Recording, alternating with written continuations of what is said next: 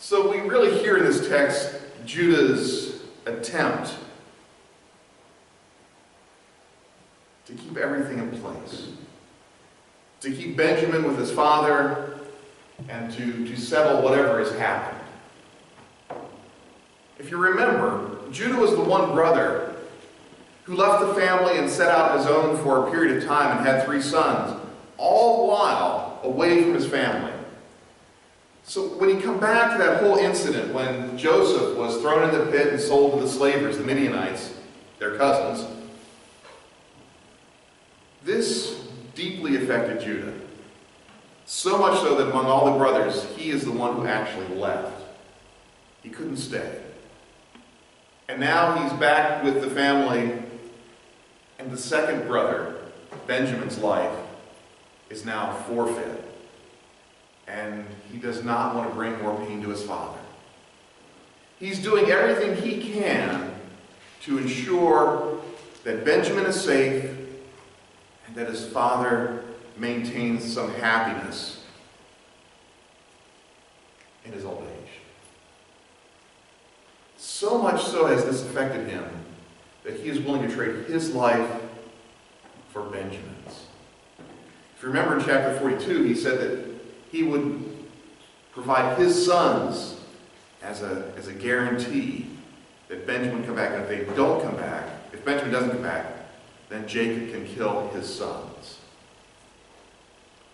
And he's doing everything he can to ensure Benjamin's safety.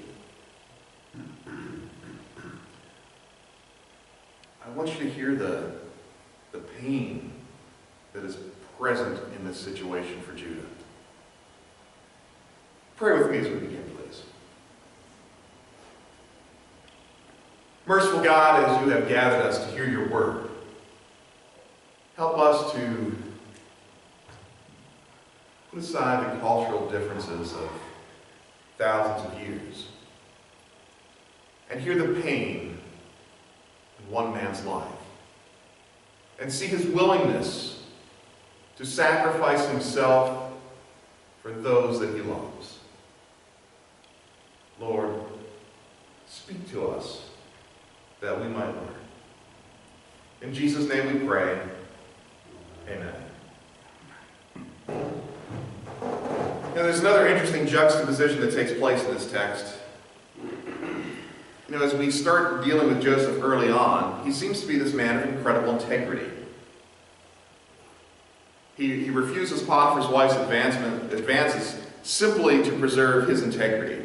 And he is so concerned about his integrity that he would rather go to jail for not doing something than even suggesting something else happen. I mean, he's not going to give up. He holds fast that he was innocent, and he refuses to do anything to compromise himself. Same thing takes place when he's in jail. He, again, is a man of integrity that can be depended on, so much so that he ends up running the place. But now that he's running Egypt as Pharaoh's second in command, and really doesn't have anyone looking over his shoulder, at this point in his life, he encounters his brothers again. Now, he keeps the secret. He knows who they are. They have no idea who. They just think he's an Egyptian official. But what does he do? He makes their lives miserable. So this man who has been this tower of integrity is now getting even. And there's nobody that he is responsible to that checks his work. He has free rein to do whatever he wants. In this particular text, he's getting even. He's making his brothers endure agony and pain.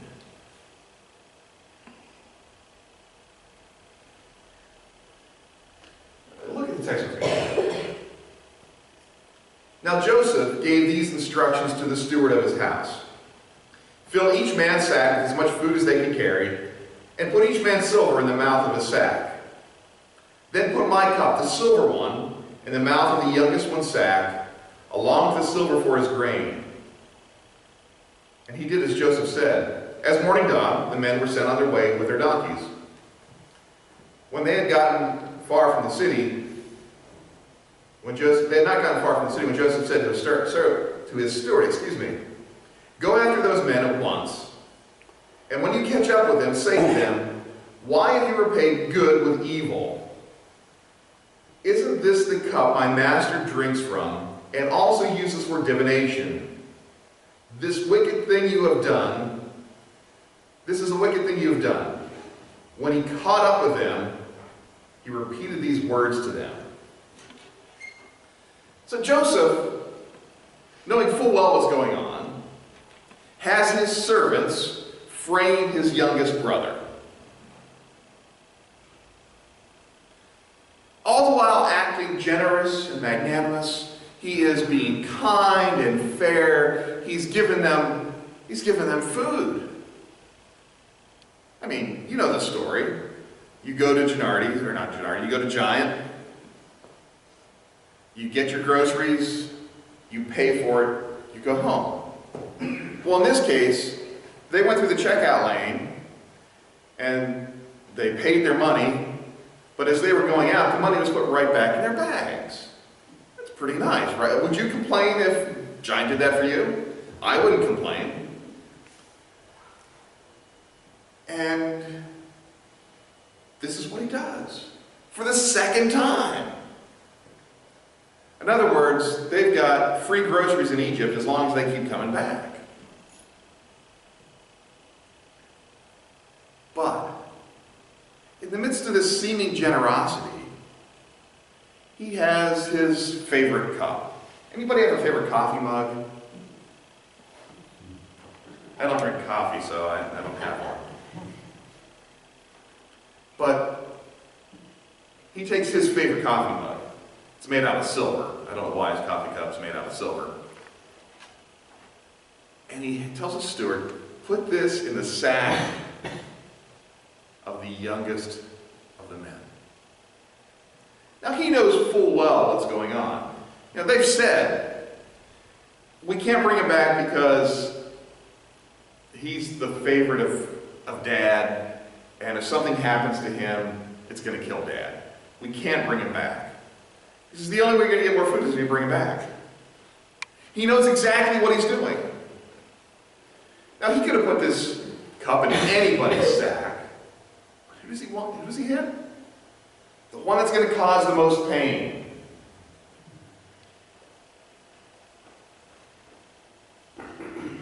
So Joseph sets up Benjamin. You know, he can do whatever he wants. Because there's nobody checking his work. He has no one he reports to. Pharaoh gives him free rein to do what he thinks is best.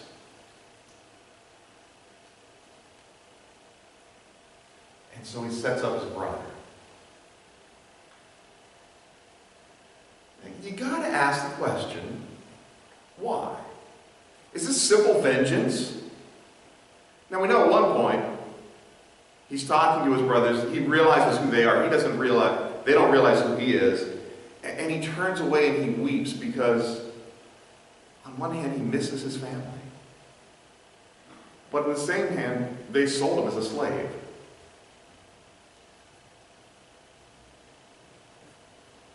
And he's torn.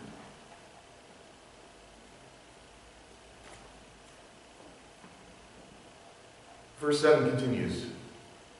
But they said to him, "Why does my Lord say such things? Far be it from your servants to do anything like that. We even brought back the silver from the land of Canaan we found inside the mouths of our sack. So why would we steal silver or gold from your master's house? If any of your servants is found to have it, he will die, and the rest of us will become my Lord's slaves." So the brothers are feeling pretty confident that they didn't do anything like this. I mean, they go back for groceries and they said, "You know, last time we were here, we found this money and we brought it back for you because we didn't think it was supposed to be here." So If they're going to bring it back, why would they steal something? It's a logical argument. They didn't come to steal. They came because they needed food. Their family was going to die without it. They had no choice, nowhere else to go.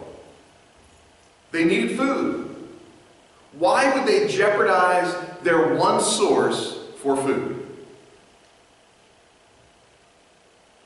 So they say, if you find this cup in any of our stuff, whoever has it will surely die, and the rest of us will become your slaves. Well, the steward knows what's going on. He knows exactly where it is. He's part of the conspiracy here. In fact, he's the one who set them up. He did the dirty work. So the steward said, very well. Let it be as you say. Whoever's found who had it will become my slave. The rest of you will be free of blame. Each of them quickly lowered his sack to the ground and opened it. And then the steward proceeded to search, beginning with the oldest and ending with the youngest. And the cup was found in Benjamin's sack. At this, they tore their clothes. Then they reloaded their donkeys and returned to the city. Essentially, the steward agrees to their terms. Whoever has the cup dies, everybody else becomes a slave of Joseph. But he changes it. He extends a certain amount of generosity. No one's going to die. It's just whoever had it will be my slave. So instead of everybody becoming a slave, it's just this one person in the party who has the cup. And again, the steward knows exactly where it is. And they say, we don't have it. They lower their sacks to the ground so that the steward can search. Now, I know it says donkeys, and it sounds like there's only 10 or 11 donkeys here. I suspect there are many more. If you recall from the first trip back, they were feeding their donkeys the grain that they bought. Now, I don't know how much grain a donkey eats. I really don't have a clear sense of that. But they were giving them grain on the journey home. If you only have a small bag of grain that you can carry on your saddlebags, do you think you'd give any to the donkey? Because you remember, they're going home to feed a lot of people. If you remember, in Abraham's household, and Abraham only had, well, the one legitimate son, but many other sons later in life, some 300 men who were born in his house who were trained for war. So he had at least 300 men, not counting men who weren't trained for war, not counting men who were too old for war, not counting women or children. That was Abraham's household. So I'm going to say, let's just, small number, somewhere around 1,200 people. How many people do you think are involved in a household that has 12 sons?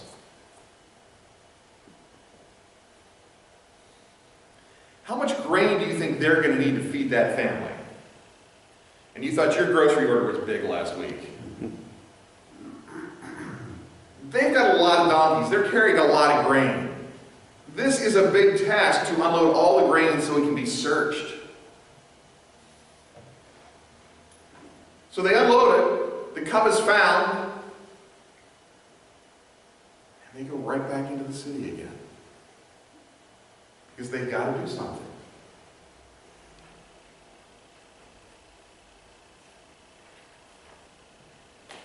Now, how much time has elapsed here? I wish we had a clock running along the side. And there's a certain amount of surprise that's supposed to be in this. You know, Benjamin was clearly surprised, as were the brothers. They weren't expecting to find this, especially after the boast that they made that whoever has it will die and everyone else will become your slave. They're not expecting this to be here. There it is. But as we move into verse 14, it says, Joseph was still in the house when Judah and his brothers came in. So he hadn't gone off to his daily task, whatever that would have involved for the man who was in charge of running Egypt at the time. I don't know what his calendar was like, and he probably had certain people that did certain things for him. I don't know how much time he spent in the house in the morning. I don't know if he was there at lunchtime normally and then went off to do... I don't know how they worked. But the text is suggesting that it wasn't very much time that passed because he was still in the house. Hadn't left yet. And then Judah comes in and really becomes the star of what's going on here. Joseph was still in the house when Judah and his brothers came in, and they threw themselves on the ground before him. You remember that dream that Joseph had years ago about his brothers bowing before him, the sheaves of grain that bowed to his? You know, he's seeing this unfold before his eyes. And you got to wonder just how that plays with your head. He's got power, real power. And he knows at this point he has power over the lives of his brothers. And he has proof that could actually result in them being sold as slaves as they sold him as slaves. Now, I know you all never wanted to get even with anybody. We've matured more than that as people, haven't we? I wish that were the case.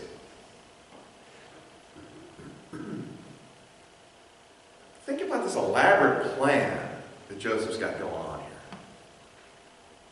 This is being carried out over months. Now, it takes a couple weeks to go back and forth from Canaan to Egypt with donkeys. And I'm sure they took a significant amount of food back with them the first time. And they're back again. And his plan is still in place. It's still working. And now he has them just where he wants them.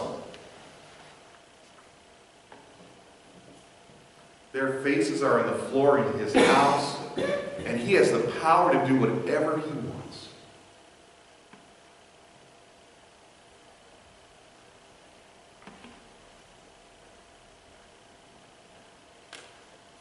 And then listen to Joseph. What is this you have done? Don't you know that a man like me can find out things through divination? What can we say to you, my lord? Judah replied. What can we say? How can we prove our innocence? God has uncovered your servant's guilt. We are now my lord's slaves, we ourselves, and the one who was found to have the cup. I mean, he's baiting them at a point. What is this you've done? And they've actually done nothing. He set them up.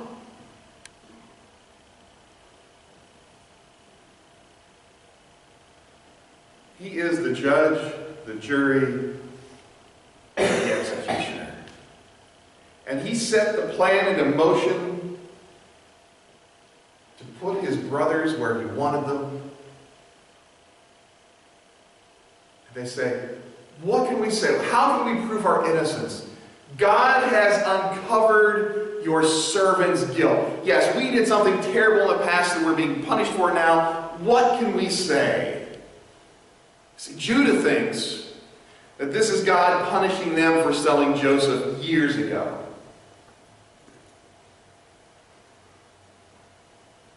This is just Joseph getting even.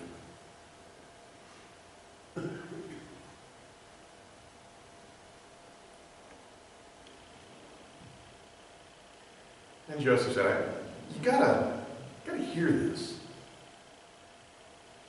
Judah has just said, the boy was found with your cup. Now we're all your slaves. What can we do? What can we say? And Joseph says, far be it from me to do such a thing. Only the man who was found with the cup will be my slave. The rest of you are free to go back to your father in peace. Doesn't he sound so generous? So gracious? Oh, no, I could never hold you to such a terrible thing. I would never do that. That is not how I do things. No. Just the one I have come. Only the guilty will be punished. The rest of you are free to go in peace back to your father. He sounds so kind, so generous, so willing to forgive. until you realize he's the one who put the whole thing into place. He's the one that set up this kid. And you have to wonder at a certain point, who's he trying to get even with? Because where did all this start? It started with Jacob showering favor on Joseph and treating him differently than all of his brothers. Maybe he wants his father to die. Maybe he's angry with his father for the way that he set this problem up to begin with. Maybe he's just trying to get even with his brothers and make them squirm. I don't know. But he wants somebody to pay. But I mean, that's how we act when we're wronged, isn't it? We want somebody to pay, and at a certain point, we want everybody to pay. Everybody involved.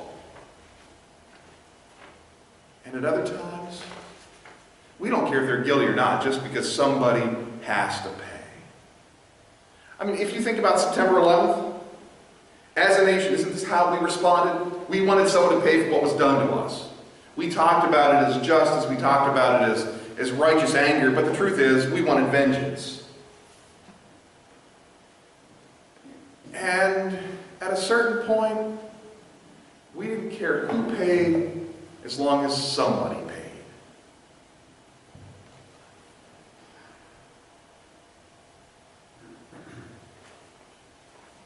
To bring it a little closer home.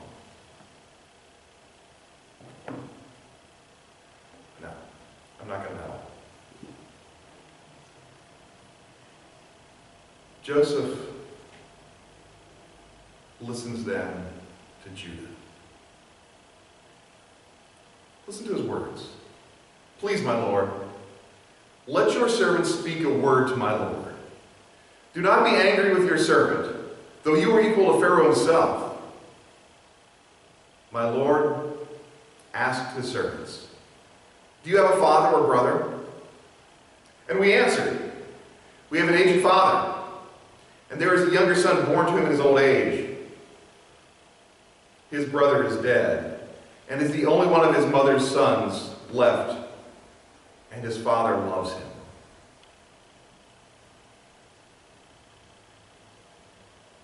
Then you said to your servants, bring him down to me,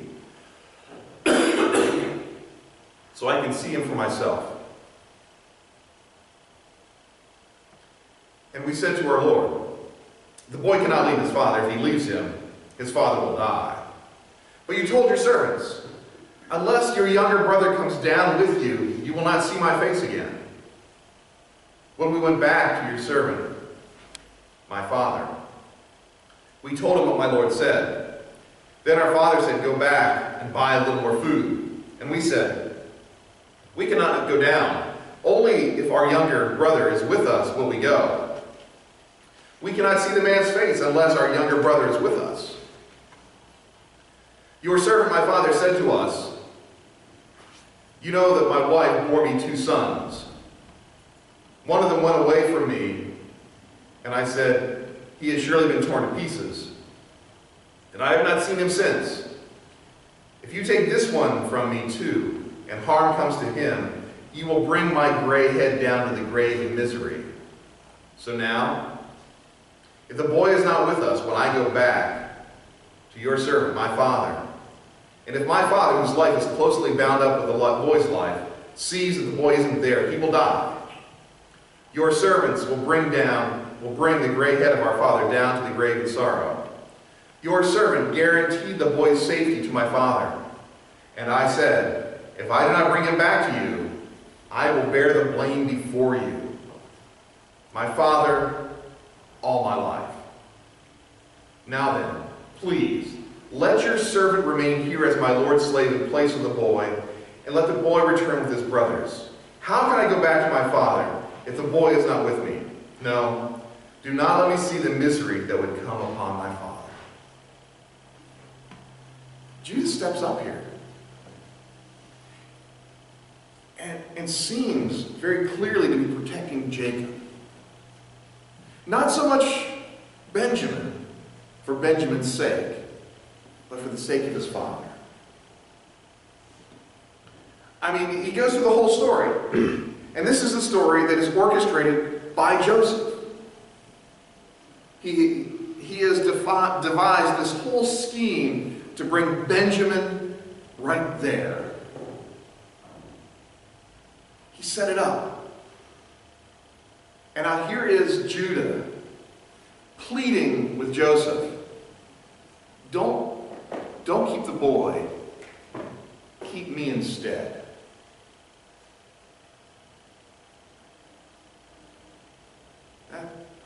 It's a very powerful sort of thing. When was the last time someone was willing to take your punishment for you?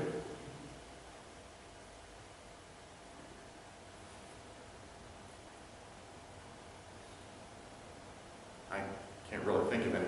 I mean, the last time I got a speeding ticket, and thankfully it's been for a very long time, nobody came up and said, you know what, I haven't had one in years, I'll take care of that for you. Give me the points. No, didn't happen. Anybody ever have someone pay their speeding ticket for them?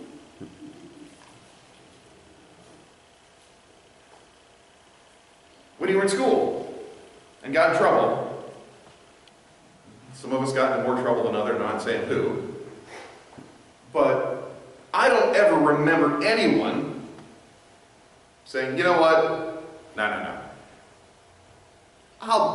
I'll take the punishment for you. I never had anyone say after a bad test, you know, I've had all A's this semester, I'll take the bad grade for you, you can have mine. Anybody ever had that experience? So here is the situation. Benjamin has been sentenced to life in slavery in Egypt. And Judah says, no. This can't happen. I'll take his place. I'll take his place.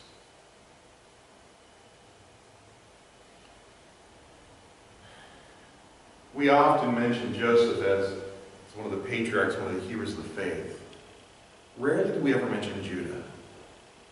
But as we've been through the stories about Jacob and Joseph, and I know there's still more to come, Judah is the one who functions as a type of Christ. He steps in and said, no, this pain, this misery that's going to come to Benjamin and to Jacob, no, I can't live with that. So I will take his place to spare my father's life and to spare Benjamin's life.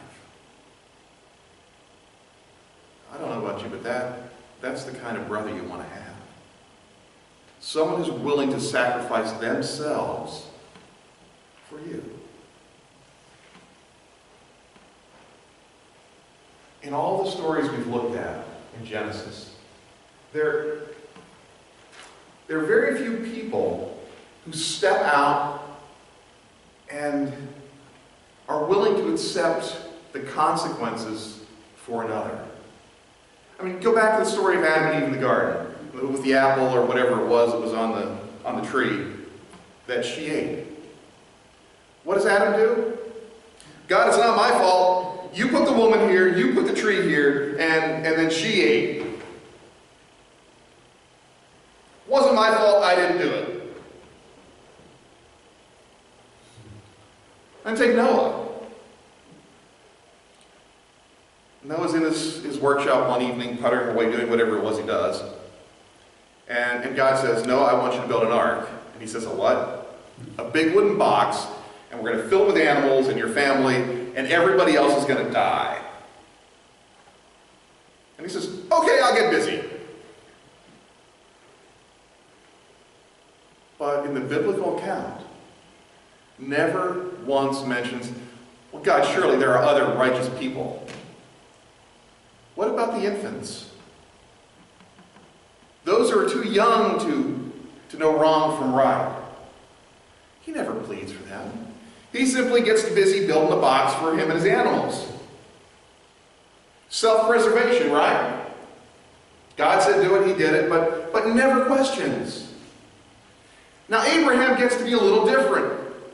Remember when Lot was in Sodom and God came and said, this is what I'm going to do. I'm going to wipe it off the face of the earth. I'm going to destroy it. And he said, well, God, there might be some good people living there. Well, wouldn't you spare it if there were 100? Well, what about 50 or 40 or 20 or 10? And God says yes. But you see, Abraham steps out and says, God, there could be good people there. Far be it from you to treat the righteous and the unrighteous the same way. But he never said, God, I know there's good people there. Let me suffer the punishment instead. We get to Judah, and Judah said, no, this is not right. This can't happen. It will be too much destruction. I will bear the consequences myself. See, in all the characters we've looked at so far in Genesis, it is Judah who is the one who steps up, who is unwilling to let others suffer when he can do something about it. He's a type of Christ. He's a picture of Jesus in this story of revenge. An unexpected blessing as Joseph seeks to settle the score. So, if I can say be like anybody in the story, it's be like Judah. Be like Judah. Look for places where you can be Christ for those around you.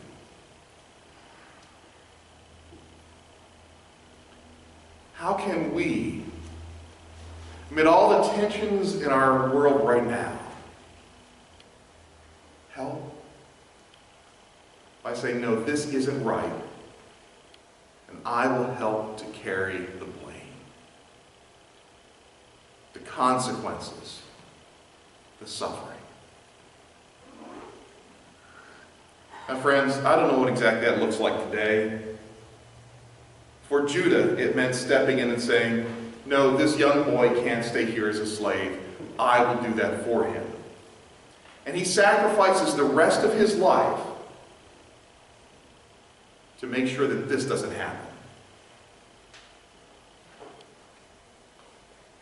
That's an example of very potent love.